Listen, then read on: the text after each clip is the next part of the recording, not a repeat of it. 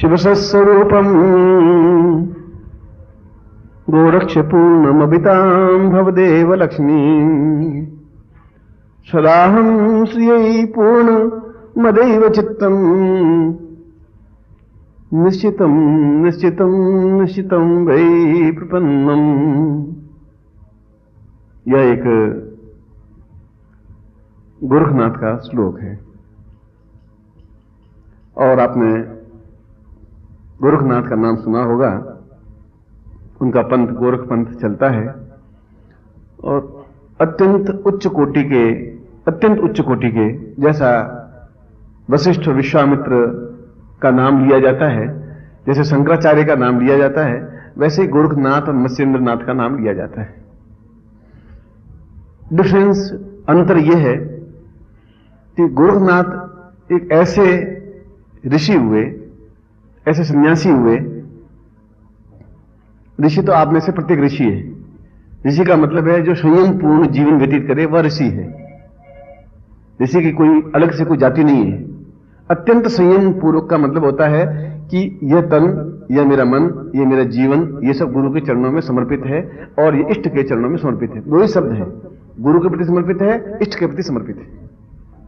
इसमें धन कुछ नहीं लिखा, तन और मन और जीवन।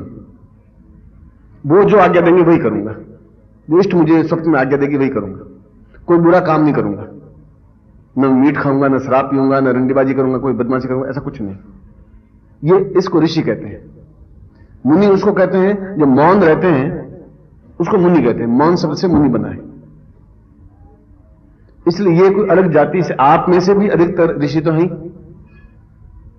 और जितने समय तक मौन रहते हैं उतने समय तक मुनि हैं आप। इसलिए आप अपने आप को छोटा और सामान्य मत समझिए। आप कभी सोचते हैं कि मैं तो गृहस्थ हूं, मैं सामान्य हूं, मैं तो कुछ नहीं कर सकता, मैं कुछ, आप सब कुछ कर सकते हैं, मगर आप में एक बहुत बड़ी कमी है। और कमी यह है कि आप में श्रद्धा की कमी है, आप में समर्पण की कमी है। यह मैं बार बार हर विषय पर इसलिए कहता हूं कि मैं आपके लेवल से गुजरा हुआ व्यक्ति हूं। तो इस कुर्सी पर बैठने वाला जीव नहीं हूं। मैं पहले शिष्य था, आपसे भी छोटे लेवल का शिष्य था। मैं तो जंगल में भटकता रहा था, मुझे तो मालूम नहीं था कि क्या करना चाहिए। उनकी लंगोट धोता रहता था, आंगन लीपता रहता था। मैं तो आप तो पंखे के नीचे बैठे हुए हैं।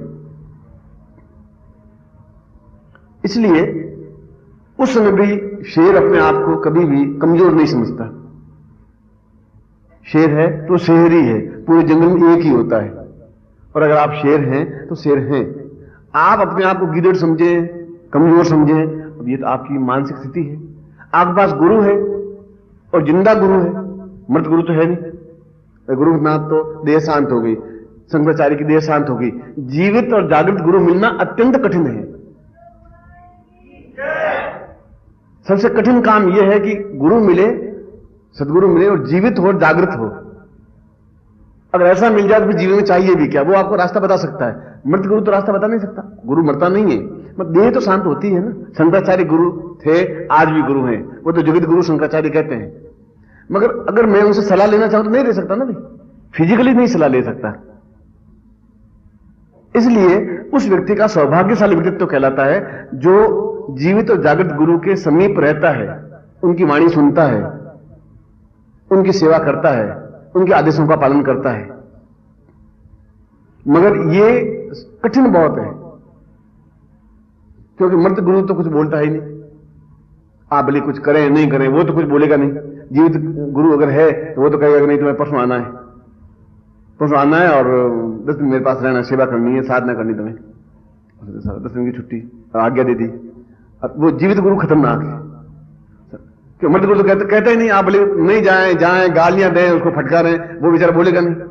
अब जीवित गुरु के साथ ये नहीं चल सकता। आप एक गाल देंगे तो आपको गाल दे दूंगा, आप शेर हैं, मैं बब्बर शेर हूं, वो चलेगा नहीं। मगर ये सौभाग्य है कि हम जीवित गुरु के साथ में हैं, ये सौभाग्य भी है साथ में। इसलिए ये खतरनाक तलवार के धार पे चलने के समान है। इसमें संशय असंशय करके हम अपने पाप की गठरी अपने सिर पर ढोते हैं, ये हम ही गलती करते हैं। हम ही मतलब किसी के बहकावे में आते हैं, गुटबाजी में आते हैं, हम ही तकलीफ भोगते हैं, हम ही मतलब अपने आप को प्रच्छन्न करते हैं, हम ही मतलब विषय वास्तव में रत रह जाते हैं, हम ही निम्न स्तर को दिखा देते हैं और गुरु की आंखों से गिर जाते हैं, उनकी आंखों से गिरते हैं। गुरु तो कुछ कहता ही नहीं।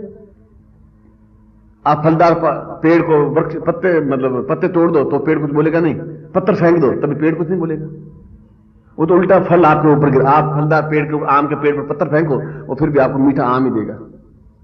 आपने पत्थर फेंका है, वो पाप आपके ऊपर चढ़ा है। एक हरे भरे पत्ते को मतलब 4 पत्तों को तोड़ा, एक आम को तोड़ा है आपने, अपने स्वार्थ के लिए तोड़ा है। पेड़ ने फिर भी आपको फल दिया है। आप गुरु के लिए कुछ मन में चिंतन हल्का भी लाएंगे तो पाप तो आपको ही लगेगा, वो तो नहीं बोलेगा, हालांकि उसको मालूम पड़ेगा तब भी नहीं बोलेगा। मगर आप सोचिए कि मैंने कितना बड़ा अपराध किया और इसकी पाप की सजा कैसे उतरेगी मेरी। ये आदमी चिंतन करता नहीं है, ये करता नहीं है, इससे दुख भोगता रहता है। खुद दुख भोगता है, या दुख तो कई तरीके से मिल सकता है। फाइनेंशियली दुख मिल सकता है, परिवार की तरफ से दुख मिल सकता है, बाप मां की तरफ से दुख मिलता है, भाई की तरफ से दुख मिलता है, बेटे की तरफ से दुख मिलता है, वो बीमार हो सकता है, व्यापार मतलब दुख तो भगवान कई तरीके से दे सकता है, देना चाहे तो। और हम सोचते हैं कि हम इतने 500 साल तक गुलाम रहे हैं। पहले राजपूतों के गुलाम थे और उसके बाद में मुगलों के गुलाम बने, उसके बाद में अंग्रेजों के गुलाम बने।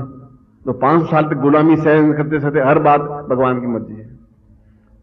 व्यापार में घाटा हुआ भगवान की ऐसी मर्जी थी, फायदा हो गया तो भगवान की मर्जी, पत्नी मर गई तो भगवान की मर्जी, जीवित रह गई तो भगवान की मर्जी। इतना सहनशील संसार में कोई है ही नहीं आप जितना। अमेरिका इंग्लैंड में कहीं नहीं, इतना सहन शक्ति नहीं है। वो 2 टूक एकदम से निर्णय लेता है कि साधना करनी है तो साधना करनी है। अब आप मतलब वो गुलामी की आदत पड़ गई, हुक्म बस खत्म, जय हो, ये करना है हाँ साहब, ये करना है हाँ साहब, बस खत्म। वो हाँ साहब के अलावा आपके पास वो शेर वाला खेल नहीं है। ये मैं नहीं कह रहा हूं आप उसको थप्पड़ मारिए, दूसरे को लड़ाई झगड़ा करिए, लाठी फोड़िए कि खा जाइए, ये मैं आपको नहीं दे रहा हूं। आपका शेर दिल होना चाहिए शेर का, और शेर के मन में रेवल्यूशन नहीं होता, उसके मन में द्वेष नहीं होता, उसके मन में गुटबाजी नहीं होती, बस शुद्ध और सात्विक बिल्कुल जंगल में अपने आप में दहाड़ता हुआ चलता है। तो इस बात से घबराता नहीं है, चलता है और 2 मील चलने के बाद एक बार दहाड़ता है 2 मील तक। और जो सियार होते हैं हर 5 कदम पर हुआ करते रहते हैं, फिर 5 कदम चले फिर हुआ करे, फिर 5 कदम चले फिर हुआ करे। उसे एक बार जो ही दहाड़ा और सब घुस करके एकदम से झाड़ियों छुप के बैठ जाते हैं। बाप हुआ करते रहे, अब हुआ करने से तो कुछ होगा ही नहीं। इसलिए जीवन का सबसे बड़ा सौभाग्य है कि हमारा सौभाग्य है कि हम गुरु के पास में हैं। चाहे मैं गुरु हूं चाहे कोई हो, कोई मेरा ठेका नहीं, मैं तो बात कह रहा हूं। इसलिए श्रद्धा में जब न्यूनता आएगी तो आप सफल हो ही नहीं सकते। और अगर गुरु लालची है, इसलिए गुरु के लिए भी मैं तो गुरु लालची था, मैं तो लालच की बात है नहीं। अगर आप दें तो 5 करोड़ रुपए दें, गुरु लेगा। आप श्रद्धा से देंगे तो 5 करोड़ भी लेगा, और श्रद्धा से 2 पैसे लेना भी आराम है। आपके आंख में श्रद्धा नहीं है तो फिर आप गुरु रखिए भी मत, आप योग्य है भी नहीं, गुरु का शिष्य बनने के लायक नहीं है आप, यूजलेस अपना जीवन व्यतीत कर रहे हैं, बर्बाद कर रहे हैं। ये गोरखनाथ ने कहा है, ये सारे शब्द मेरे नहीं है। उसने कहा कि मैं गोरखनाथ हूं और मैं पंथ चला रहा हूं, मुझे मालूम है कि मैं क्या हूं, ये मुझे मालूम है, और मैं अपने शिष्यों को कहां पहुंचा सकता हूं ये मुझे मालूम है। शेर अपने मुंह से नहीं कहता कि मैं शेर हूं, मैं शेर हूं, तुम मुझे मानो, जंगल का राजा मानो, जंगल का राजा मानो, मैं शेर हूं। शेर कभी मुंह से बोलता नहीं, ये तो बात बोलता ही नहीं, पर सब जंगल के जितने जानवर सब समझते हैं कि ये राजा है। तो एक बार दहाड़ता है तो बहुत है, 6 घंटों में एक बार दहाड़ता है, दहाड़ते ही सारे पशु पक्षी सब भाग जाते, दुब करके झाड़ियों में गुफाओं में छुप के बैठ जाते हैं। तो उसकी चाल, उसकी बातचीत करने का, दहाड़ने का तरीका, उसकी आंख, उसका देखने का तरीका एक बिल्कुल एक अलग होता है, डिफर होता है, आंख झुकी हुई नहीं होती उसकी। इसलिए गोरखनाथ ने कहा कि जीवन में गुरु को चाहिए कि अपने शिष्य को शेर बनाए, उसके दिल को शेर बना दे। और शिष्य तब शेर बन सकता है जब वह पूर्ण रूप से समर्पित होता है, जब गुरु को विश्वास हो जाता है कि मेरा शिष्य है। आपके कहने से विश्वास मुझे नहीं होगा। आप कहते गुरुदेव आप बहुत हैं, आप बहुत मान है, आप बहुत मान है, आप बहुत, इससे मैं मान नहीं बन सकता। और मैं आपका पक्का शिष्य हूं, मैं एकलव्य हूं, मैं एकलव्य हूं, इसी भी आप एकलव्य नहीं बन सकते। विश्वास कहने से नहीं बनता, विश्वास कार्य से बनता है। निष्काम भाव से भी आप आए, कोई कार्य नहीं है, कोई स्वार्थ नहीं है, और आप आए और कोई काम नहीं, बस आपके पास बैठने की इच्छा हो रही थी। ऐसा कैसे से आते हैं, आंख आंसू लिए बैठते हैं। मैं कैसे आए थे आज, क्यों? बस गुरु जी आपको देखने की इच्छा थी, 5 मिनट आपके पास बैठने की इच्छा थी। आपके पास बैठने से ऐसा लगता है जैसे गंगा जल के पास बैठे, गंगा के पास बैठे हुए हैं, ऐसा लगता है। बस 5 मिनट बैठे, मैं धन्य हो गया गुरुदेव। अरे भाई कोई काम तो होगा? मुझे कोई काम नहीं था। 20 में से एक व्यक्ति ऐसा निकलता है, 19 ऐसे निकलते हैं, अपना स्वार्थ कहते हैं, अपना स्वार्थ मैं कह रहा हूं। मगर एक व्यक्ति ऐसा भी निकलता है जो कहता काम कुछ नहीं गुरु जी, केवल आप अभी तो हफ्ते पर गए थे, क्या गुरु जी पर मिलने की इच्छा हो गई, फिर आपसे बस एक 5-7 मिनट आपका टाइम खराब किया है, मगर मैं देखने की इच्छा आपकी जरूर हुई। बस आपको देखने के बाद मैं बहुत वापस जोश आ जाता है, बहुत ताकत, ऐसा लगता है कि मैं आपके पास नहीं बैठा हूं, किसी देवदूत के पास बैठा हूं और किसी गंगा के किनारे बैठा हूं, कल्प के नीचे बैठा हूं। और मेरा हृदय गदगद हो जाता है, प्राणों में संजीवनी भर जाती है कि ये शिष्य है। मैं उसको कहता नहीं हूं, कहते गुरु शिष्य की तारीफ करे तो शिष्य एकदम से गिर जाता है नीचे। गुरु को चाहिए कि शिष्य को ठोकर मारता ही रहे। जिस दिन सोनार ये सोचेगा कि सोने को मारेंगे तो सोने को बेचारे को चोट पहुंचेगी, तो सोना मुकुट बन ही नहीं सकता। जिस दिन सोनार को दया आ जाएगी कि इस सोने को क्यों पीटे, इसने क्या बुराई की है, इसको थोड़े से लोहे से पीट पीट करके क्यों नुकसान करें, अरे दया रखना चाहिए, इसको हम क्यों पीटें, तो वो देवताओं का मुकुट बन ही नहीं सकता, उसको तो बराबर पीटना ही पड़ेगा। गुरु कुमार शिष्य कुंभ है, गुरु कुमार है और शिष्य कुंभ है। ये कबीर कह रहे हैं, गुरु कुमार शिष्य कुंभ है, गड़ी गड़ी काढ़े खोट, उसके ऊपर लकड़ी का यूं ठोक ठोक करके उसकी खोट निकालता रहता है। मगर आगे की लाइन बहुत काम किए, भीतर भीतर सहज के, भीतर कपड़ा लेकर के सहज रहा है, फूट नहीं जाए, नुकसान नहीं हो जाए, बाहर बाहर चोट, भीतर भीतर सहज के बाहर चोट देता है। गुरु को चोट देनी ही चाहिए, चोट देगा तो उसकी खोट निकलेगी। और मैं आपकी प्रश्न रखूंगा, आप तो फूल की कुप्पा हो जाए। गुरुदेव ने कहा कि तुम बहुत महान हो, अब महान है, बस अब उस महान के आगे कोई महान तो नहीं, फिर एक शब्द और महान तुम आपको कह दिया, फिर आप बस फिर भगवान बन गए आप, फिर गुरु क्या होता है? मैं तो खुद ही गुरु बन ही गया, तो वो फिर आगे प्रोग्रेस नहीं कर सकता। और गोरखवाणी अपने आप में इस दृष्टि से एक अत्यंत महत्वपूर्ण है, जिसने एक ही शब्द, एक ही चिंतन, एक ही बात कही कि अगर तुम्हें कुछ बनना है तो तुम्हें विश्वास पैदा करना पड़ेगा मेरे हृदय में। तुम्हारे शब्दों से मुझे विश्वास नहीं होगा, मैं तुम्हें कुछ नहीं सिखा सकता, सिखा ही नहीं सकता, सिखाऊंगा तो बेकार हो जाएगा। क्योंकि मेरे हृदय में विश्वास पैदा होना चाहिए तुम्हारे कार्यों से, तुम्हारे चिंतन से, तुम्हारे विचार से, तुम्हारी धारणाओं से। तो होठों से गुरु बोलोगे, उससे मैं मेरे होठ सब 1 लाख बोलती है, 10 लाख बोल रहे हैं कि गुरुदेव आप गुरु महान है, आप महान है, उससे मतलब मैं कन्विंस कैसे होऊंगा? मैं कहूं तुम अपना सिर काट के लाओ और तुम एक झटके में सिर काट के ये लो गुरु जी, पर गुरु 10,000 बार सोचेगा ऐसा ऑर्डर देने के लिए, 5 करोड़ बार सोचेगा। तुम्हारे 1 रुपया लेने के लिए भी 25,000 बार सोचेगा कि ऋण मुझे कहां उतारूंगा। गुरु को भी वैसा होना चाहिए, गुरु वैसा ही होता तब गुरु कहलाता है। वह भी तलवार के धार पर चलने लायक है, मगर तुम्हारा सौभाग्य है कि तुम एक जीवित जागृत गुरु के साथ में हो, सामने बैठे हो, उनकी वाणी सुन रहे हो। आज तुम चाहो 5 अरब रुपए खर्च करके भी तो गोरखनाथ को लाके खड़ा नहीं कर सकते जिंदा, शंकराचार्य को लाके खड़ा नहीं कर सकते, कृष्ण को लाके खड़ा नहीं कर सकते। आप 5 अरब बाजार में खर्च कर दीजिए, नहीं ला सकते। 5 करोड़ नहीं, 500 करोड़ खर्च करके भी नहीं ला सकते। तो ये सौभाग्य नहीं है कि हम एक सदगुरु के पास में हैं, उनकी वाणी सुन रहे हैं, वो हमारे हित में कह रहा है, अपने स्वार्थ में नहीं कह रहा है, वो अच्छी बात सिखा रहा है। ये तुमने नहीं कहा कि तुम कार सेवा करो, मंदिर बनाओ, थोड़ा सा खर्च करो, तुम उसमें थोड़ा काम करते रहो, तुम और थोड़े 1-1 धोती एक लाते रहो, 2-2 कुर्ते कपड़े लेते आने। मैंने तो आपको एक दिन भी कहा नहीं, मैं कहूंगा जीवन का अंतिम अवस्था तक भी नहीं कहूंगा कि आप मुझे 2 रुपये दक्षिणा दें, मैं तो नहीं कहूंगा, कहता भी नहीं, और आपको देने की जरूरत भी नहीं मुझे दक्षिणा देने की, ये भी आपको बता रहा हूं। जब मैं आपको आपसे भीख मांग लूंगा तो फिर मैं आपको दूंगा भी क्या? जब भिखारी बन गया फिर मतलब आप तो दानदाता बन गए, फिर मेरा गुरु होना बेकार है, यूजलेस है। हाँ, अगर कोई मंदिर बनेगा तो पत्थर लाने वाले को पैसा देना पड़ेगा, तो वो उसके लिए मतलब मैं आपको ज्ञान दूंगा, आप धनराशि जमा करा रहे हैं, तो वो मेरे रोटी के लिए पैसा इकट्ठा नहीं होना चाहिए, अपने बच्चों के लिए पैसा इकट्ठा नहीं होना चाहिए, उस मंदिर के लिए पैसा इकट्ठा होना चाहिए। वह दोष नहीं है, उसके लिए मंदिर बनना चाहिए, वह एक अलग व्यवस्था है। उस पत्थर लाने वाले को मैं थोड़ा कहूंगा तो मैं तेरा गुरु हूं, उनका आप गुरु जी हैं जिसके, मैं तो पत्थर का, आप ईंटें लाइएगा जा, इतना बिल बनता है, आप पेमेंट कर दीजिए गुरु जी, आप गुरु जी हैं या तो पेमेंट, अब उनको पेमेंट मुझे करना पड़ेगा, क्योंकि वो ईंट नहीं आएगी तो मंदिर नहीं बनेगा, मंदिर नहीं बनेगा तो फिर 1000 लोग श्रद्धालु बनेंगे नहीं, फिर शराब खाना वहां खुल जाएगा, खुलेगा वहां, होगा जरूर, कोई निर्माण होना है वहां ही होगा, सब आगे शराब पी करके गालियां बोलेंगे और मुजरा होगा, नाच होगा, या मंदिर बनेगा।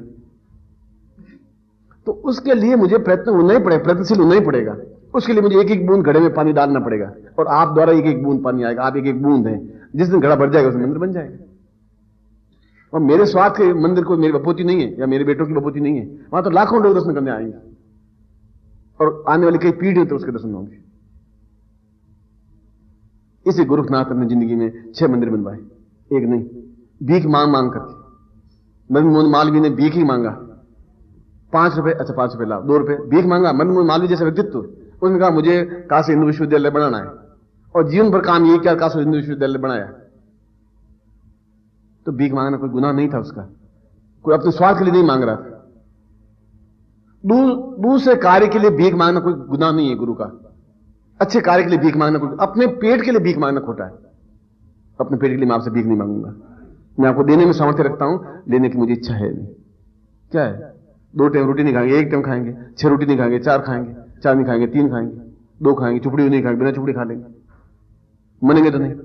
तुमसे भीख मांग करके क्या जिंदा रहूंगा, कैसे? शेर कुछ भी हो जाए घास नहीं खाएगा, मर जाएगा, प्राण छोड़ देगा, वृद्ध हो जाएगा तो झाड़ी में पड़ा रहेगा, पर मर करके भी घास नहीं खाएगा वो, क्योंकि शेर है, और मरा हुआ शिकार भी नहीं खाएगा। शेर ने अगर शिकार करके लेके आवे हिरण को, तभी शेर नहीं खाएगा, चाहे वो बेहोश है, घायल है, वो खुद शिकार करेगा और ही खाएगा। खुद मैं कमाऊंगा, ट्यूशन कर लूंगा, सड़क पर बैठ जाऊंगा, तुम्हारा दिया वो नहीं खाऊंगा मैं आपको बता दूंगा। हाँ, आप श्रद्धा से चढ़ा दें, वह शिष्य का धर्म है कि श्रद्धा से चढ़ाए, और गुरु का धर्म है श्रद्धा से ले अच्छे कार्य में लगा दे। वो जाकर के शराब नहीं पिए, वो जाकर गंदा काम नहीं करे, घटिया काम नहीं करे, उसकी आंख नीची नहीं है। ये काम, ये सारी बात पृष्ठभूमि मैंने इसलिए रखी कि अपने आप में आप शेर हैं, तो आपको साधनाओं में सफलता मिलनी ही चाहिए। आप मिलेगी तो मेरा सीना चौड़ा होगा, आपको सफलता मिलेगी तो मुझे एक वक्षस्थ में होगा कि ये मेरे शिष्य हैं, मैं कह सकूंगा तुम मेरे शिष्य हो, तुम विश्वास जागृत कर सकोगे तब हो पाएगा ना।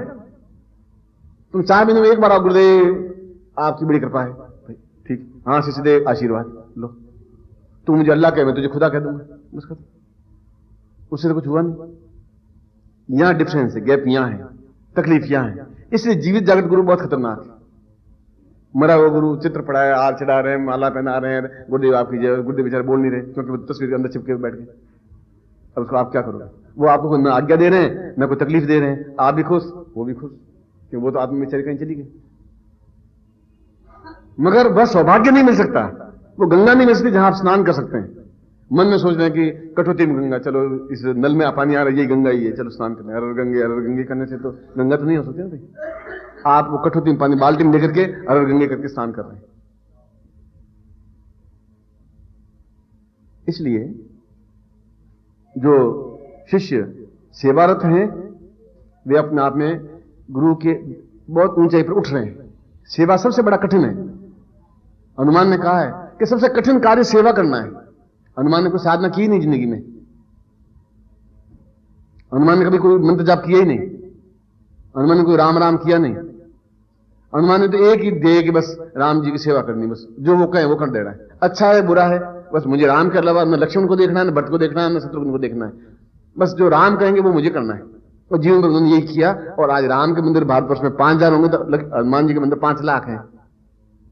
वह एक ही ऐसा शिष्य बना, सेवक या शिष्य, जिसने अपने स्वामी से भी ज्यादा मंदिर उसको पूछते हैं लोग। एक उदाहरण है ऐसा, और फिर उसमें क्या लिखा है हनुमान चालीसा में, कृपा करो गुरुदेव की नाई। हनुमान चालीसा में लिखा है कि हनुमान आप मेरे पर कृपा करें। कैसे करें? गुरुदेव जैसे कृपा करते हैं वैसा करिए, गुरुदेव की नाई। आप पत्थर भी फेंकेंगे तो फल ही नीचे गिराएगा, गाली नहीं देगा। इसलिए आज ये भावना, ये चिंतन, ये विचार आपकी 2 मिनट बाद धुल जाएगी। मैंने कहा तो है, पर आपकी इसलिए धुल जाएगी जो बाहर निकले नहीं और लोग कुछ और मिल जाएंगे, वो मिल जाएंगे। क्या हुआ नहीं, आपने कुर्ता झटका, जो लिखा वो सब नीचे उतर गया आपका। बस जैसे आप जैसे ओरिजिनल थे वैसे वापस ओरिजिनल बन गए। अगली बार वापस शुद्ध साफ लक्ष्य लगाए वापस आके बैठ जाएंगे। अरे भाई पिछली बार इतना चीखा चिल्लाया, उसका क्या हुआ? बस आपकी कृपा है। बच्चा नहीं हो तो आपकी कृपा, बच्चा हो गया तो आपकी कृपा। तो मेरी इसमें कृपा क्या है? तो आपकी खुद की कृपा है, मैं तो आपको आशीर्वाद दे रहा हूं। इसलिए जो कहा जाए वो हृदय में उतारा जाए।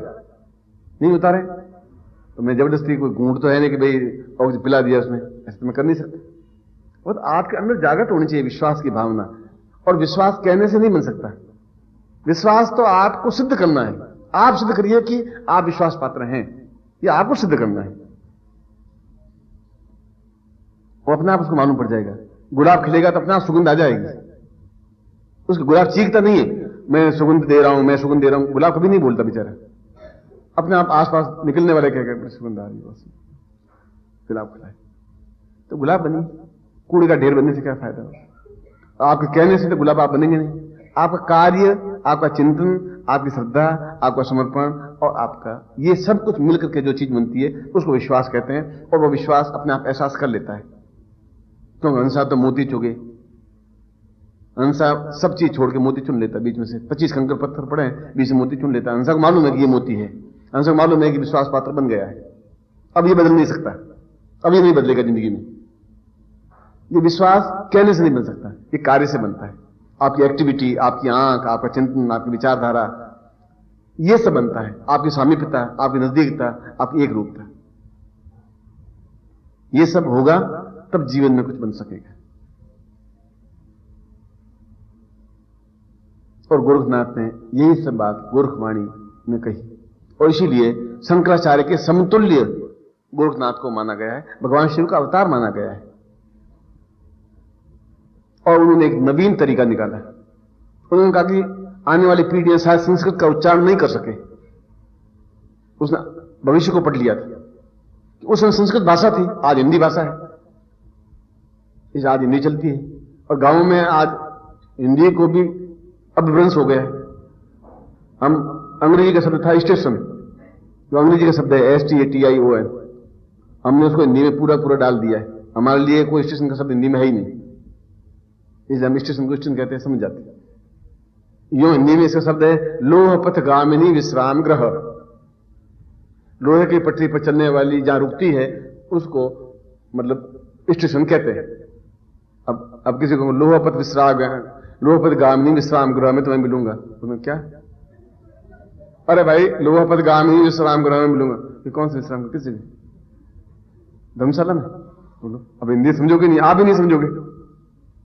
ये शुद्ध हिंदी बोल रहा हूं मैं, शुद्ध हिंदी, तो आप नहीं समझ पा रहे। तो ये शुद्ध हिंदी स्टेशन कहते हैं, आप समझेगा। स्टेशन नई दिल्ली, पुरानी दिल्ली, निजामुद्दीन, कौन सा फड़ा के पकड़ लो गया। अब स्टेशन आप बोल रहे हैं, स्टेशन अंग्रेजी में आया शब्द हिंदी में, चलो हमने पचा लिया। हमने तो मुगलों को भी सहन किया, अंग्रेजों को भी सहन किया, कि हम सहन शक्ति वाले हैं ना भाई, सहन किया। अब गांव में जाएंगे तो स्टेशन भी नहीं बोलते, वो बोलते स्टेशन। वो स्टेशन भी नहीं बोलते। अब उनको स्टेशन के, अब स्टेशन के, स्टेशन के स्टेशन है, यूं बोले ना स्टेशन, स्टेशन बोलो ना, के गलत बोल लियो। और आप हरियाणा में चले जाएं तो स्टेशन भी गलत बोल रहे हैं, स्टेशन। आप बोलोगे स्टेशन, स्कूल में मास्टर सिखा रहा है, बोले स्टेशन, वो कह स्टेशन। अरे स्टेशन कहीं स्टेशन, वो कह रहा है गलत तुम बोल रहे हो। मास्टर साहब आप खुद गलत बोल रहे हैं, स्टेशन बोलो, स्टेशन। बोलो मास्टर साहब गलत हो गए। इसलिए आपको मैं क्या कहूं, इसलिए शब्द बदल जाए, शब्द काम नहीं करते। आप बोलोगे वो शब्द काम नहीं करेंगे, आपकी एक्टिविटी काम करेगी। आपकी आंख बोलेगी, आपका शरीर का रोम रोम बोलेगा, तब आप सही अर्थों में शिष्य बन जाएंगे। तब कबीरा ने जो कहा कि गुरु कुमार शिष्य कुंभ, तब कहेगा, तब गुरु गोरखनाथ की वाणी। तब इसलिए उसने पहले ही भांप लिया था कि आने वाला व्यक्ति संस्कृत नहीं बोल सके, तो उन्होंने सरल हिंदी में मंत्र लिखे, और वो मंत्र ऐसे हैं जब हमें विश्वास नहीं होगा कि ये मंत्र भी हो सकता है, विश्वास होता नहीं, मगर वो उतना ही इफेक्टेड है जितना संस्कृत में मंत्र है, उतना ही इफेक्टेड वो मंत्र भी है, सेम इफेक्टेड है, उससे भी ज्यादा इफेक्टेड है। तो हम सोचते हैं कि साले ये मंत्र है क्या, और मंत्र तो प्रत्येक शब्द मंत्र है। इसमें जितने मंत्र बोलते हैं वो प्रत्येक शब्द शास्त्र ना, मंत्र बोला शास्त्री इधर आना, मंत्र बोला, आया कि नहीं आया? अगर ये आया तो भगवान भी आ जाएंगे, लक्ष्मी भी आ जाएगी। मैंने तो मंत्र बोला है, अब बिल्कुल सही मंत्र बोला है, शास्त्री इधर आना। अब जो बोला वो मंत्र, बस शास्त्री बुलाना था, आप ही नहीं आए, ना आप आए ना आप आए, इस पास ये भी नहीं आया, शास्त्री आया। जो लक्ष्मी का मंत्र बोलूंगा तो लक्ष्मी आएगी आएगी। अब इनने भी बोला, मैं भी ओम श्रीम रीम रीम मां लक्ष्मी, ऐसा बोला ही नहीं मैं, शास्त्री इधर आना मैंने नहीं बोला है, शास्त्री आ गया। मैं मतलब मन की भावना भी यही थी कि मेरी शास्त्री को बुलाना है। और आप लक्ष्मी को बुलाना है तो आप संस्कृत में बोले या हिंदी में बोले, शुद्धता से बोले, और जो हमारा पर्पस था वो सॉल्व हुआ। मैंने आपको उदाहरण देकर समझाया है। इसलिए गोरखनाथ ने हिंदी में वे मंत्र लिखे और अपने सब शिष्यों को सिद्ध करवाए और कंफर्म करवाए और कहा कि इन मंत्रों से सिद्धि मिलती है। आज के युग में हमें एकदम से हैबिट पड़ गई, इसलिए वो सोचे ये मंत्र है भी कि नहीं, इसलिए हम अश्रद्धा पैदा हो जाती है। मैं तो हम जो भी बोलते हैं वह सब मंत्र हैं, मगर उसका एक प्रोनाउंसेंस किस ढंग से बोलना है और गुरुमुख से प्राप्त हुआ है कि नहीं हुआ है, और क्या यह गोरखनाथ के मुंह से निसृत है, तो तेजस्वी व्यक्ति के मंत्र से निकली हुई चीज होगी ना भाई, तभी तो सिद्ध होगी। यूं तो फिर आप सभी गुरु हैं ही, तो यूं तो गुरु नहीं बन सकते आप में तेजस्विता होगी, तेजस्विता युक्त जो शब्द निकलेगा वो मंत्र बनेगा, तब उसका इफेक्ट होगा। अब मैं बोलूं साथ आई, बोला वही, लैंड बोला वही, अभी जो बोला था वही बोला हूं, साथ इधर वही, तो भी नहीं आया। मैंने तो दोनों बार बोला था वही, इसलिए कि मेरा उच्चारण सही नहीं था, और उस समय जो बोला था वो अपनी तेजस्विता से युक्त मंत्र बोला था, इसलिए वो आया। इसलिए मैं आपको तेजस्विता प्रदान करने का मतलब, ये साधना का मतलब है तेजस्विता प्रदान करना। अब उसमें आपको होनी चाहिए विश्वास, इस साधना में भी, अपने आप पर भी, मंत्र पर भी और गुरु पर भी। और विश्वास में जहां भी कमी है वहां आपका शिष्यत्व खंडित है। अब मनुष्य सही है, आप परिपक्व हैं, मगर क्या आपने समर्पण किया? क्या 24 घंटों में एक बार भी गुरु के लिए कुछ काम किया? क्या 5 मिनट गुरु जी के लिए निकाले? क्या आपने कहा कि ये 15 मिनट गुरु जी, मैं खाने के लिए आधा घंटा भोजन के लिए निकालता हूं, ये 15 मिनट गुरु जी के लिए निकाले मैंने? गुरु जी ने जो काम सौंपा है वो काम, या गुरु जी से काम लेके आता हूं, गुरु जी मेरे लायक ये काम बताइए क्या करूं?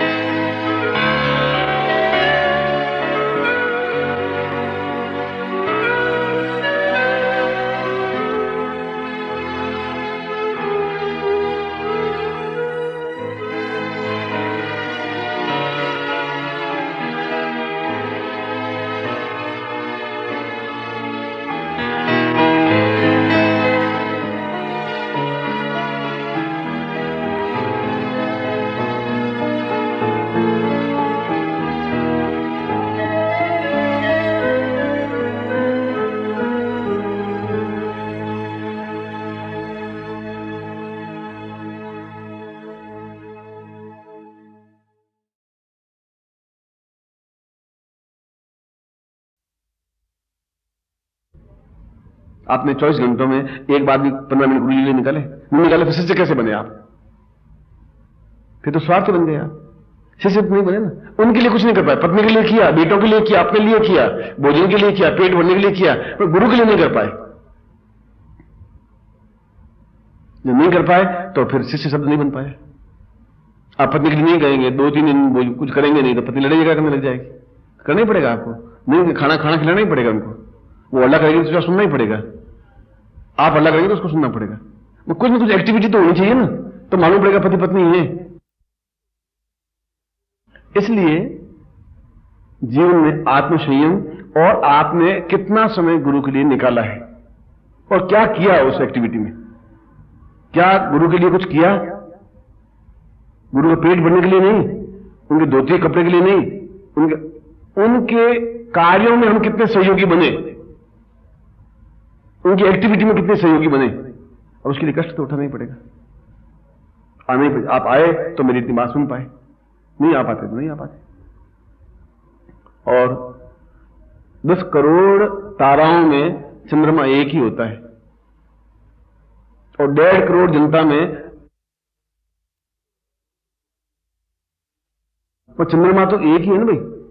तो यहां पर तो चंद्रमा 20 है, 30 है, 35 है, 40 है, बाकी सब तारे हैं, टिमटिमा रहे हैं। तारों को भी नमस्कार है, फिर उनको भी मना नहीं कर रहा। इसलिए जो अपने आप में साधना में रत है वह जीवंत है, व्यक्ति तो शिष्य जीवंत है। उसने एक ही बात कही कि तुम्हारा नाम क्या? कि गुरु जी। तुम्हारे पिताजी का नाम क्या? गुरु जी। तुम्हारी जाति क्या? कि गुरु जी। तुम्हारा गोत्र क्या? कि गुरु जी। गोरखनाथ ने जब गुरु जी ने पूछा गुरुनाथ को कि आपका नाम? कि गुरु। तुम्हारे पिताजी का नाम? कि गुरु। अच्छा, काम क्या करते हैं? कि गुरु सेवा। अच्छा, और आप दूसरा क्या काम करते हैं? गुरु सेवा करते हैं। आपका उद्देश्य क्या है? गुरु सेवा। और आगे कुछ है ही नहीं, जीवन ही पूरा उनके लिए समर्पित है। इसलिए गुरु गोरखनाथ कहलाए, गुरु उनके साथ जुड़ा। उनको मेरा कुछ अपना है ही नहीं, ये शरीर मेरा है ही नहीं, मैंने तो बैंड कर दिया उनको, अपना मन उनको बैंड कर दिया। अब उनकी इच्छा हो जो कुछ करें।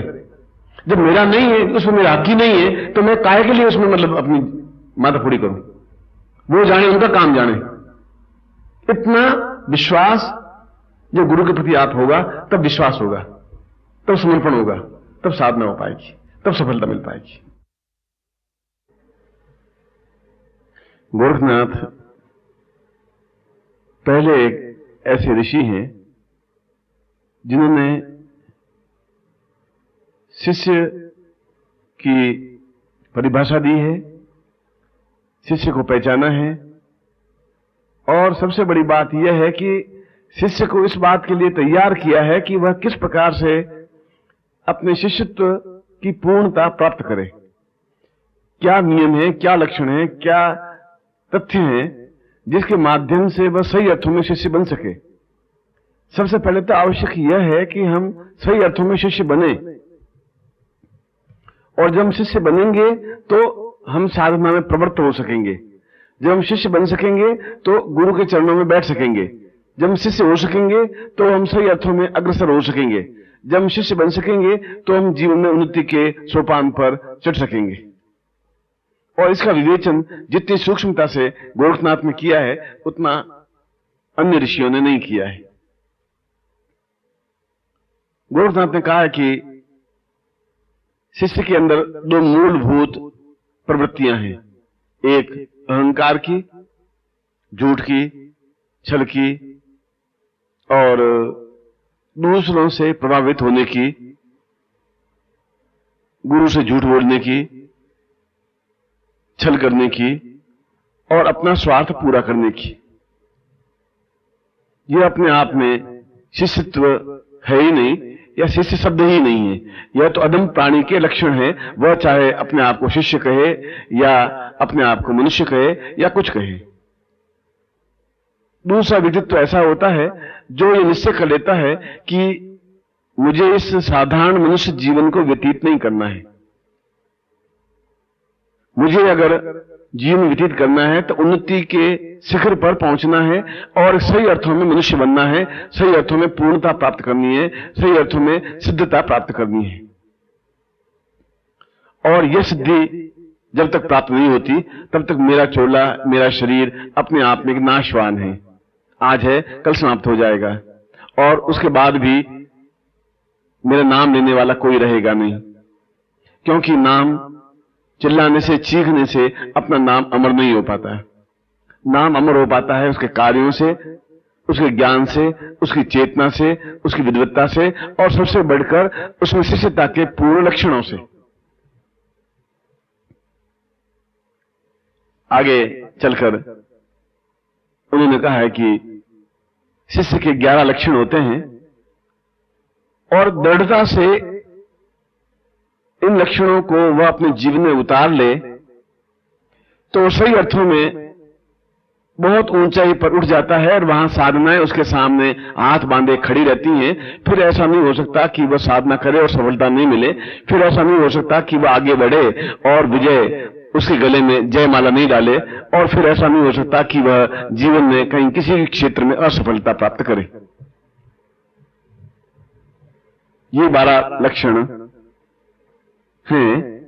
नंबर 1, वह अपने जीवन में क्रोध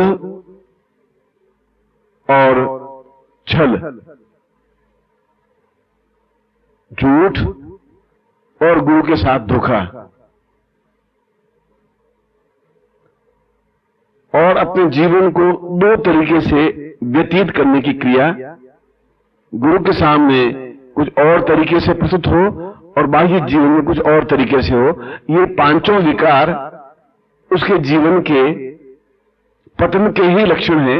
वह चाहे कितना ही प्रयत्न करे, जीवन में उन्नति की ओर अग्रसर नहीं हो सकता। सबसे पहली आवश्यकता यही है कि वह अपने डुप्लीकेट लाइफ या 2 तरह के जीवन को एक प्रकार का जीवन बनाए। या तो बुरा शिष्य बन जाए या फिर सही शिष्य बन जाए। और जिस प्रकार से कमल के ऊपर कोई पानी की बूंद नहीं ठहरती, चाहे हजारों बूंदें उसके ऊपर गिरा दी जाएं, चाहे वर्षा हो जाए, मगर कमल अपने आप में उसके ऊपर किसी प्रकार के पानी का असर नहीं पड़ता। ठीक से उसी प्रकार से होना चाहिए कि उसके ऊपर किसी अन्य व्यक्ति का प्रभाव नहीं पड़े। चाहे उसके ऊपर कितने ही उसको बरगला दे, कितना ही उसको समझा दे, कितने ही उसको सिखा दे, कितने ही उसको अड़चने डाल दे, कितनी उसके ऊपर बाधाएं पैदा हो जाएं, मगर वह निर्लिप्त और निर्विकार रहता है। शिष्य का दूसरा लक्षण यह है कि वह अपने आप को पूर्णता के साथ गुरु के चरणों में समर्पित कर दे। एक बार देख ले कि इस समुद्र में मैंने छलांग लगाई है, या तो मैं डूब जाऊंगा या इस जीवन को पार कर लूंगा, या तो एक कल्प वृक्ष के समान बन जाऊंगा जहां हजारों लाखों लोगों का कल्याण कर सकूंगा, या मैं सामान्य बबूल का पेड़ बनकर के रह जाऊंगा, या तो मैं हिमालय से निकलने वाली गंगोत्री बन जाऊंगा जहां लाखों लोग स्नान करके अपने आप को पवित्र हो सकेंगे, या फिर गंदा नाला बन जाऊंगा। दोनों में से एक स्थिति उसको पकड़नी ही पड़ेगी, और एक स्थिति पकड़ने के लिए उसको उस जगह पहुंचना ही पड़ेगा जहां अपनी डुप्लीकेट लाइफ को वह छोड़ सके, और मन से छोड़ सके, विचारों से छोड़ सके, अपनी भावनाओं से छोड़ सके। और जब भी उसके मन में ऐसी विसंगति दूसरों के कहने से आए तो सबसे अच्छा गुण और तरीका यह है कि वह गुरु के चरणों में जाकर अपनी कमियों को 2 टूक साफ शब्दों में कह दे कि गुरुदेव, मेरे मन में ऐसे विकार उत्पन्न हो रहे हैं, मैं चाहता हूं इन विकारों को दूर करना, मगर हो नहीं पा रहे हैं। दूसरों का प्रभाव मेरे ऊपर पड़ रहा है, जबकि मुझे दुनिया में रहना है और दुनिया में उन लोगों के विचार मेरे ऊपर हावी होने लगे हैं, जबकि आपने मुझे कहा है कि तुम कमल की तरह रहो। मगर कमल की तरह रहने पर भी मेरे ऊपर कुछ ऐसी स्थितियां बनती जा रही हैं कि मैं चाहते हुए भी कमल पत्रवत नहीं बन पाता। और जो ही आपने गुरु को कहा तो ही आप अपने आप में शुद्ध हो गए, और उसके बाद से वापस नए तरीके से कमल पत्रवत बनने की क्रिया प्रारंभ होनी चाहिए। तीसरा, आप जब गुरु से जुड़े हैं तो फिर जुड़े रहें, तन से, मन से और पूर्ण समर्पण से। तब फिर आपके सामने दूसरा कोई तथ्य नहीं है। गुरु है, केवल एक गुरु है। अपने जीवन की बुराइयों को भी उनके सामने प्रस्तुत करें और अपने कार्यों से भी उनके मन में विश्वास पैदा करें। उनको एहसास कराए कि मैं आपका दाहिना हाथ हूं, मैं आपकी छाया हूं, जहां आप खड़े हैं वहां मैं खड़ा हूं। आपके ऊपर प्रहार होगा, उससे पहले मेरे ऊपर प्रहार होगा। आप मुझे कठिन से कठिन परिस्थिति में डाल करके देख लें, मैं विचलित नहीं होऊंगा। आप मुझे टेस्ट कर लें, आजमा लें, आप मुझे किसी तरीके से देख लें, जिस तरीके से आपको भरोसा हो सके उस तरीके से मुझे तपा करके, जला करके देख लें कि मैं खरा कुंदन हूं और खरे सोने की तरह ही आपके सामने प्रस्तुत हो सकूंगा। और जब ऐसी स्थिति बनेगी तो गुरु अपने तरीके से उसकी परीक्षा लेगा और उसको पता ही नहीं चलेगा और वह समझ जाएगा कि वास्तव में विश्वास पात्र है। और जब आप विश्वास पात्र बने तो फिर बने रहें, क्योंकि धोखा शब्द पूरे जीवन का सत्यानाश कर देता है। डुप्लीकेट लाइफ जीवन को बर्बाद कर देती है। अपने आप को किसी गुट में जोड़ना या किसी का बन जाना और गुरु के साथ छल करना अपने आप में शिष्यता का एक पतन का चिन्ह है। इसकी अपेक्षा शिष्य बने ही नहीं।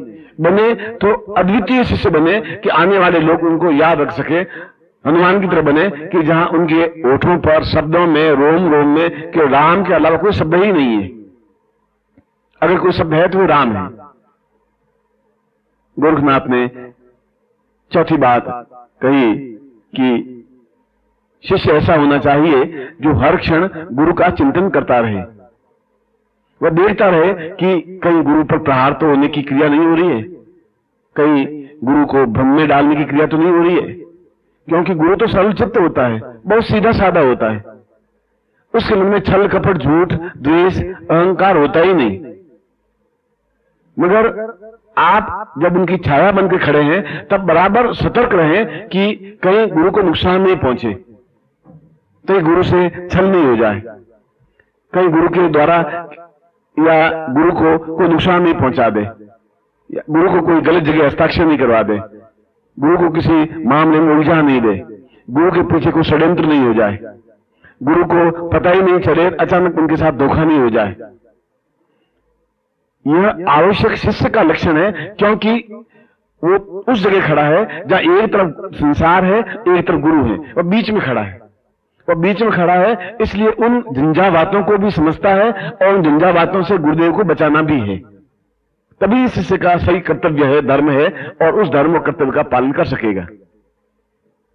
और इस धर्म और कर्तव्य को पालन करने के लिए यह जरूरी है कि वह उन बाहरी हवाओं को खुली आंखों से, खुले कानों से सुने और अपने मन में रखे और रख करके गुरु के सामने कहे, गुरुदेव ऐसा होने वाला है, आप सावधान रहें, क्योंकि आप अत्यंत सरल चित्त हैं और किसी समय आपको नुकसान पहुंच सकता है। यह उसकी शिष्यता की अपने आप में श्रेष्ठता है, अद्वितीयता है। पांचवां, गोरखनाथ ने कहा है कि शिष्य किसी हालत में क्रोध नहीं करे। यह स्वाभाविक है कि क्रोध एक मनुष्य के जीवन का एक अंग है, आता है, मगर एक जगह ऐसी होती है जहां सिर ही झुकता है, वहां पर क्रोध आता ही नहीं है। जब एक बार किसी को गुरु मान लिया तो मान लिया, जहां एक बार सिर झुका दिया तो झुका दिया, जहां एक बार सिजदा कर दिया तो कर दिया। फिर वह अच्छा है बुरा है, हमने एक बार जिसकी बांह पकड़ ली, पकड़ ली। उनके सामने क्रोध करना या हमारी गलती हो भी और गुरुदेव क्रोध कर ले तब भी उस समय शांत रह करके जब वापस गुरु शांत हो तो उनके सामने हाथ जोड़ के निवेदन करे, गुरुदेव आप क्रोधित तो हुए परंतु मेरी तो कोई गलती थी नहीं, वास्तविक तथ्य ये था, आप क्रोधित हो गए क्योंकि शायद आपके मन में कोई भ्रम रहा होगा या आपको किसी ने कुछ कहा होगा जिससे आपके मन में विकार पैदा हुआ होगा, या आप किसी शब्दों के माध्यम से खिलवाड़ कर चुके होंगे, या किसी ने आपके कानों में कुछ और बात कही होगी। वास्तविकता यह है, आप परीक्षा कर लें, आप देख लें, और यदि मेरी गलती है तो आप मुझे जो भी सजा दे उस सजा को मैं स्वीकार करने को तैयार हूं, क्योंकि मुझे शिष्यता, पात्रता प्राप्त करनी है। इसलिए क्रोध शिष्य किसी भी हालत में गुरु के सामने करे ही नहीं, चाहे गुरु गलती भी करके क्रोध कर ले और झूठा उसके ऊपर दोषारोपण कर भी ले, परंतु उस समय आमने सामने क्रोध करने की अपेक्षा तुरंत 5 या 10 या 15 या 20 मिनट बाद उनके सामने खड़ा होकर के कहे, गुरुदेव वास्तविकता यह है, अब आप खुद देख लें, समझदार हैं, विवेकवान हैं, मैं आपको इसके अलावा कुछ नहीं कह सकता। ये शिष्य का धर्म है, कर्तव्य है, श्रेष्ठता है, उच्चता है, दिव्यता है और विश्वास जमाने की क्रिया है। शिष्य का छठा गुण या धर्म या कर्तव्य गोरखनाथ ने यह बताया है कि निरंतर अपने जीवन की बागडोर पूरी तरह से गुरु के हाथों में सौंप देनी चाहिए। कि गुरुदेव ये मेरे जीवन की बागडोर है और मेरा लक्ष्य जीवन में उस जगह पहुंचना है जहां आने वाली 100 साल और आने वाले 200 साल मुझे याद रख सकें, मेरे कार्यों से, मेरे विचारों से, मेरी भावनाओं से। मैं क्या करूं? और ये जीवन आपके हाथ में है। आप जिस प्रकार से भी इस जीवन को यूज करना चाहें, प्रयोग करना चाहें, उपयोग करना चाहें, आप करें, क्योंकि आप ही इस जीवन के रखवाले हैं। और अगर आप ही नहीं होंगे तो फिर मेरा शिष्य बनना ही अपने आप में व्यर्थ हो जाएगा, उद्देश्यहीन हो जाएगा। इसलिए मुझे समय समय पर टोकते रहें, ठोकर मारते रहें, छाती पे प्रहार करते रहें, समझाते रहें, मुझे ये बताते रहें कि मैं गलती कहां कर रहा हूं, क्योंकि मुझे मालूम नहीं पड़ रहा है कि मैं गलती कहां कर रहा हूं। और मैं गलती को सुन करके क्रोध नहीं होऊंगा, मेरे अंदर क्रोध प्राप्त नहीं होगा, मगर एक भावना पैदा होगी कि गुरुदेव मेरे हैं और मुझे बराबर समझा रहे हैं, और जो गुरुदेव समझाएं उनको हृदय में उतारने की क्रिया है। बार बार मन को परिवर्तित कर देना तो वह ओछेपन का कार्य है। बार बार गलत आदमी की संगति से तो अच्छे से अच्छा व्यक्ति भी अपने आप में निम्न स्तर का बन जाता है। ऐसे व्यक्ति से अपने आप को दूर रखना ही जीवन का धर्म और कर्तव्य है। गर्म हवाओं से और तूफान से अपने आप को बचा करके किसी की ओट में खड़े होना ही समझदारी है। तूफान के बीच में खड़े होने से कोई फायदा नहीं है। जो व्यक्ति आपको भ्रमित करे, जो व्यक्ति आपको दुष्चक्र में डाले, जो व्यक्ति आपको नुकसान पहुंचाने की चेष्टा करे, जो व्यक्ति आपके मन को भ्रमित करके आपके मस्तिष्क को बिगाड़े, उस व्यक्ति से यथासंभव दूर रहें और ठीक उसी प्रकार से खड़े रहें जैसे उसने कहा हमने सुना ही नहीं। यह गुरुदेव के प्रति शिष्य की सबसे बड़ी सेवा होती है। गोरखनाथ ने शिष्य के साथ में चरण को स्पष्ट करते हुए कहा है कि शिष्य वह होता है जो गुरु से बराबर प्राप्त करता रहता है, उनके विचार, उनकी भावनाएं, उनके कार्य, उनके चिंतन, उनकी पद्धति। गुरु कहे वह करे, जो गुरु करे वह आपको करने की जरूरत नहीं है। यह मूलभूत तथ्य है। गुरु क्या कर रहा है और क्यों कर रहा है वो हम नहीं समझ पाएंगे। गुरु क्या कह रहा है हमें उसका पालन करना है। गुरु ने क्या पहना है वह हमें पहनने की जरूरत नहीं है। गुरु कहां जा रहा है यह हमें जानने की जरूरत नहीं है। गुरु ऐसा क्यों कर रहे हैं यह हमें समझने की जरूरत नहीं है। हमें तो केवल गुरु कहे उसका पालन करना है। गुरु वो लीला क्यों कर रहे हैं यह गुरु जाने। हो सकता है कोई विशेष क्रिया हो सकता है उनका कोई विशेष अभिप्राय हो सकता है किसी और शिष्य को समझाने की क्रिया हो। इसलिए जो गुरु करे वह नहीं करे, अपितु जो गुरु कहे वह करे। जो उसने कह दिया, गुरु ने कह दिया, उसको ब्रह्म वाक्य समझ लिया और उसका पालन करना ही अपने आप में जीवन का ध्येय और लक्ष्य होना ही चाहिए। और करके दिखा दे ठीक समय पर। तुम्हें 5 मिनट में काम करना है, 5 मिनट में काम करके दिखा दे। 2 घंटे में काम करना है, 2 घंटे में काम करके दिखा दे। शिष्य का 8वां लक्षण समझाते हुए गोरखनाथ ने कहा कि शिष्य वह होता है जो अपने आंखों में गुरु की तस्वीर को बसाए रखता है, अपने कानों में गुरु की आवाज को बसाए रखता है। जब भी मन भ्रमित हो तो गुरु का प्रवचन सुनना शुरू कर दे, कोई कैसेट सुनना शुरू कर दे, कोई वाक्य बनना सुनना शुरू कर दे, जिससे कि मन के अंदर का जो मैल है वो अपने आप में साफ हो जाएगा। जब भी मन में एक गलत भावना आए तब उस कैसेट को बजा करके या उस वाक्य को बजा करके सुनने की क्रिया प्रारंभ कर दे। जब भी कोई आपके मन पर, चित्त पर हावी होने की कोशिश करे या दूसरे शब्दों का प्रभाव आपके चित्त पर पड़े तो तुरंत आप उस आवाज को, जो गुरु की आवाज है, उसको बजा करके सुनना प्रारंभ करें और उससे वह दूसरी जो आवाज आपके चित्त पर अंकित होने लगी है वह धुल जाएगी। आप वापस निर्मल बन जाएंगे और जब निर्मल बन जाएंगे तो आपको अत्यंत सुकून मिलेगा, सुख मिलेगा, एक शांति मिलेगी और मन में एक निर्लिप्तता प्राप्त होगी, एक श्रेष्ठता प्राप्त होगी, एक दिव्यता प्राप्त होगी। ये एहसास होगा कि मैं बिल्कुल पूर्ण रूप से शुद्ध, परिष्कृत और चैतन्य हूं।